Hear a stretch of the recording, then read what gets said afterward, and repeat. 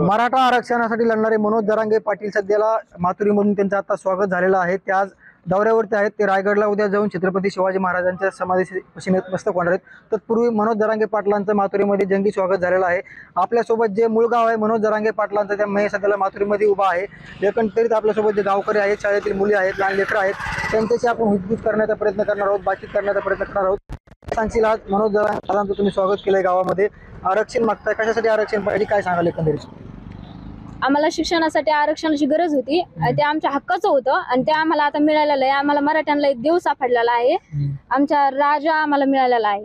काय सांगशील आरक्षणासाठी? आरक्षण तुम्हाला पाहिजे त्यासाठी जरांगे पाटील लढतायत। आरक्षणाची आम्हाला गरज होती नाही, आता ते मनोज जरांगे पाटलामुळे आता आम्हाला मिळालंय। आता काय सांगशील दीदी, तू आज कोण कशासाठी आली तुम्ही राजगड? मी मनोज जरांगे पाटलांसाठी आले। पाटलांसाठी आलीस? काय पाहिजे नेमकी? आरक्षण पाहिजे। कशाला? शिक्षण पाहिजे। शिक्षणासाठी आरक्षण पाहिजे। मुख्यमंत्र्यांना काय सांगशील?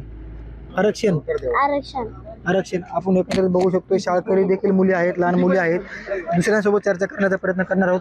काय सांगाल एकंदरीत मनोज जरांगे पाटलांच्या लढ्याला यश आलेलं आहे, मात्र ओबीसी नेते विरोध करतात, छगन भुजबळ विरोध करतात, काय असं तुमचं नेमकं सांगा त्यांना? छगन भुजबळाला मुळात कळणाच काही काय चाललंय ती सारं जे घे चाललंय ते ओबीसीतून म्हणतो आरक्षण देणार नाही। आम्ही कुणबी मराठी ते ओबीसीच आहेत ना, मग त्याला ऍक्च्युली कळतं का काही ती फक्त त्याच्या स्वार्थासाठी लोकांना बळी पडित होईल। हे बाकीच्या समाजाने ध्यानात धरायला पाहिजे। छगन भुजबळ फक्त त्याचं राजकारणी स्वार्थ पाहायचं बघतो, त्याला उद्या इलेक्शनात पडायचं भीती वाटते म्हणून तो हे करतोय। काय सांगशील भैया, आज मनोज दादांनी माथुरीमध्ये आले, त्यांचं स्वागत झालंय, मात्र जो अध्यादेश काढला त्याच्यावरती ओबीसी नेते जे आहेत ते कोर्टात जाणार आहेत, काय सांगणार आहे? छगन भुजबळ विरोध करतात। छगन भुजबळ हा कायमच विरोध करायला आले जरांगे पाटील। जरांगे पाटील हा म्हणजे देव माणूस आहे ना एक। जरांगे पाटलांनी जर आरक्षण मिळूनच दिलं ना सर्वांना, मराठा पहिल्यापासूनच ओबीसीत होता, त्यांनी काय सरकार त्याची दखल घेत नव्हतं। तेच अध्यादेश काढलाय, मात्र असं बी बोललं जातंय युद्धात जिंकले मात्र तहात अडकलेत असं देखील बोललं जातंय, काय सांगाल नेमकी? आरक्षण भेटायलाच पाहिजे, आता भेटल्यामुळे आम्हाला मनापासून अभिमान वाटतो। आरक्षण मिळालं पाहिजे, काय सांगाल एकंदरीत? आपण बघू शकतो गावकरी आहेत, आपण त्यांच्याशी बातचीत करण्याचा प्रयत्न करणार आहोत। काय सांगाल? तहात युद्धात जिंकले तहात हरलेत असं बोललं जातंय, काय सांगाल एकंदरीत? कारण ओबीसी नेत्याकडून विरोध केला जातोय, लोकांची भूल थाप काढण्याकरता केल्या जातात, त्याच्यात काहीच हे होऊ शकत। छगन भुजबळांकडून विरोध केला जातोय, ती फक्त स्वतःच्या स्वार्थापोटी आणि राजकारणापुरता करतोय। एकंदरीत बघू शकतो महिला भगिनी देखील आपल्यासोबत आहेत, चर्चा करण्याचा प्रयत्न करणार आहोत। काय सांगाल? लेकरा बाळांच्या आरक्षणासाठी मनोज जरांगे पाटील अहोरात्र लढतात, यश आलेलं आहे, मात्र काय सांगाल? जरांगे पाटलांचं गावामध्ये स्वागत केलंय, मात्र अध्यादेशाला ओबीसी नेत्याकडून विरोध केला जातो, काय सांगणार असं? कारण तुम्ही मनोज जरांगे पाटील गावचे ओबीसी 70 वर्षापासून ते आरक्षण भोगतेत, आम्हाला 70 वर्षापासून आम्ही अन्याय सहन करतो, पण चांगलं एवढंच आहे की त्यांनी विरोध करू नये आपल्या मराठा आरक्षणाला, आणि आमच्या लेकरा बाळांना बी त्यांची भाकरी मिळून द्यावी।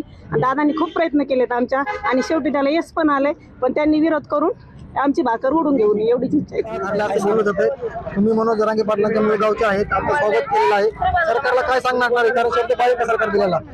आम्ही सरकारला एवढं सांगतो का जेवढे आमच्या त्यांनी मनोज जरांगेच्या मागण्या होत्या जेवढ्या त्यांनी म्हणले तर आम्ही पूर्ण करावं, त्यांनी सगळे पूर्ण करावं ही आमची इच्छा आहे, आणि त्यांनी जेवढे शब्द दिलेत आम्हाला त्या दिवशी तेवढे शब्द आमचे त्यांनी पूर्ण करावं अशी ही इच्छा आहे आमची। हा पूर्ण केले पाहिजे, करायला पाहिजे त्यांनी।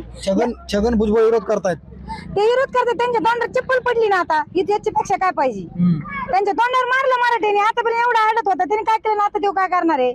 आता आम्ही त्याच्या बापाला भेट नाही तर मेहनत बी नाही त्याला। आता त्याने नुसतं काही म्हणून मराठीवर टीका करावं, आतापर्यंत त्याच्या गाड्या फोडल्यात, आता त्याचं ते चिपट नाक फोडू आम्ही। जरांगेने त्यांची मूर्त लहान पण कीर्तन महान केली, याने आमचं पोट भरलं, आमच्या सगळ्या मराठीची इच्छा पूर्ण केली त्यांनी, आणि सरकारला बी हीच मागणी आहे का त्यांनी आमच्या सगळ्या इच्छा पूर्ण करावं। आतापर्यंत आम्ही त्यांना काहीच रडकुंडी नाही आणलेलं आहे, सगळं गोडीने होऊन दिलंय।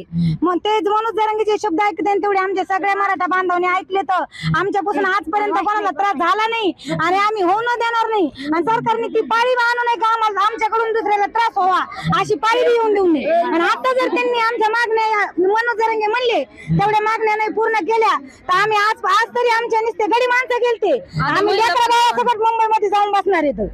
त्यांचे सगळं कामकाज बंद पाडितून तेव्हा त्यांना कळण का आम्हाला आरक्षण द्यायचंय का नाही द्यायचंय। एकंदरीत बघू शकतो मनोज जरांगे पाटलांचा जो लढा आहे त्याला अखेर यश आलेला आहे. मात्र इथून पुढे ओबीसी नेत्याने विरोध करू नये असं देखील बोललं जात आहे. काय सांगाल तुम्ही? आता आपण बघू शकतो मराठा समाजाला आरक्षण मिळलं पाहिजे, मराठा समाज मागास आहे, लेकर बाळा शिकावे म्हणून मनोज जरांगे पाटील लढतात. तुम्ही त्यांच्या गावातले आहेत, कसं एकंदरीत सांगणार असणार सरकारला? आमची पिढी आता गेली पण आमच्या नातरुंडा पत्रुंडा आम्हाला पिढी मोठी केलेली पाहिजे ना. आम्हाला नका का आम्हाला नातरंडा पुतरुंडासाठी छगन भुजबळ आम्हाला हे करायचंच नाही ना. छगन भुजबळांना काय सांगणार तुमची? छगन भुजबळाला एवढं सांगणं आता आमच्या मनोज जरांगेला आड पडू नये. आमच्या मुलाला जरांगे पाटलांचं स्वागत केलेलं आहे माथुरीमध्ये.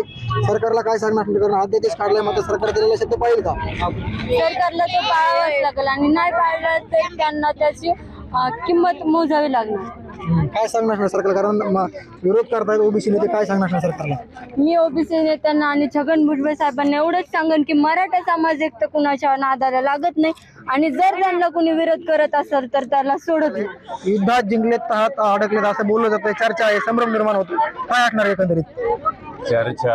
आज समाजामध्ये कुणी काही बोलतं, आपण कुणाच्या तोंडाला हात लावू शकत नाही. पण भारताला स्वातंत्र्य होऊन आणि प्रजेला स्वातंत्र्य मिळून गेले 75 वर्ष पूर्ण झाले. या 75 वर्ष पूर्ण झाल्यानंतरही स्वातंत्र्य मिळालेलं असून देखील मराठा समाज आज रोजीपर्यंत पारतंत्र्यात असल्यासारखा होता.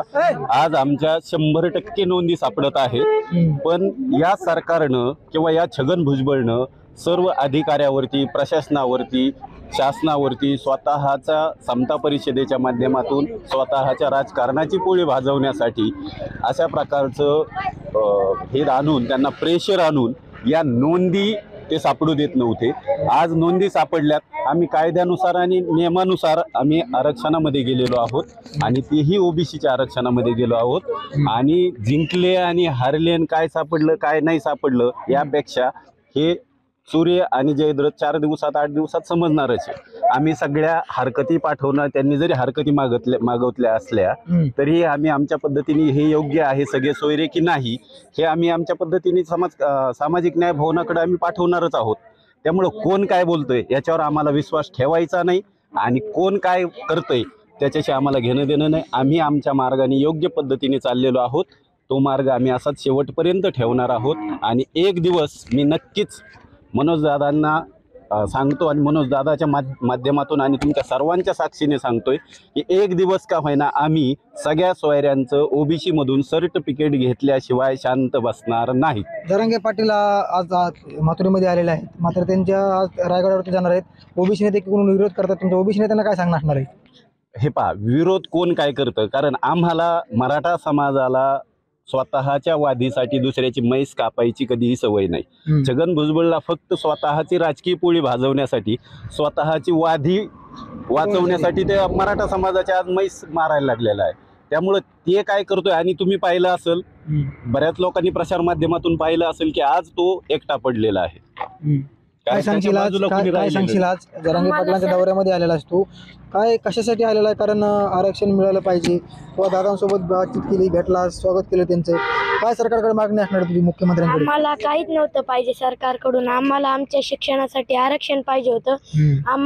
आम्हाला म्हणजे मनोज काकांना आरक्षण घेऊन दिलं.